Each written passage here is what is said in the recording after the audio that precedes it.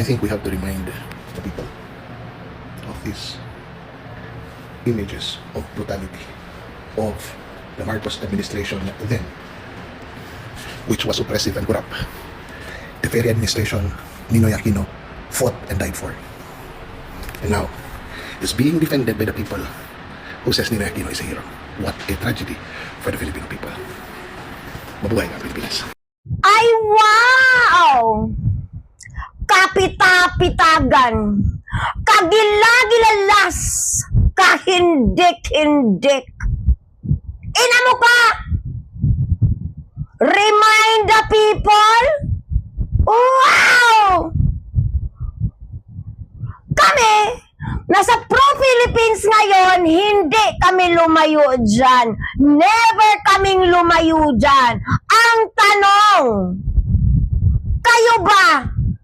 Gaano ba ninyo pinapalakpakan ang oppressive administration ni Digong? Kinontrol ang human rights. Bibigyan lang ng 1,000 at wala siyang pakialam. 1,000 budget. Diba? Hindi pinapakialaman. Hindi isinasabuhay. Hindi binigyang halaga ang due process. At ngayon, you are crying hallelujah because you wanted due process kay Digong. Ina mo! Corruption? Wow! Kaya pala, questionabling namatay si Andaya na nagbunyag ng unang corruption ni Digong. Buwa ka ng ina mo! Kahindik-hindik, kagila-gilalas, karimari-marim. Yung pinagkukuda mo, mandalulo. Buwa ka ng ina mo!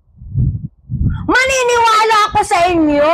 If you are holding ko dyan sa oppression, dyan sa corruption, kung nananawagan kayo na bigyan halaga, hustisya ang natigulog-log nung EJK ni Digong. Ang ina mo ka. Bye!